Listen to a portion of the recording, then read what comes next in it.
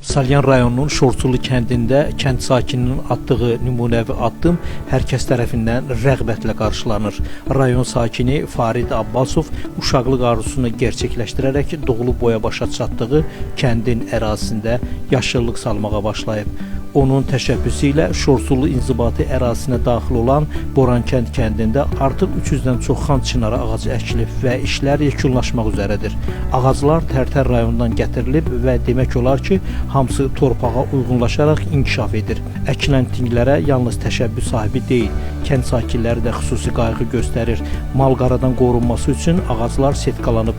Həftə ərzində isə su maşınlarının köməkliyi ilə mütəmadi suvarılır. Farid Abbasov bildirir ki, məqsədi bununla kifayətlənmək deyil.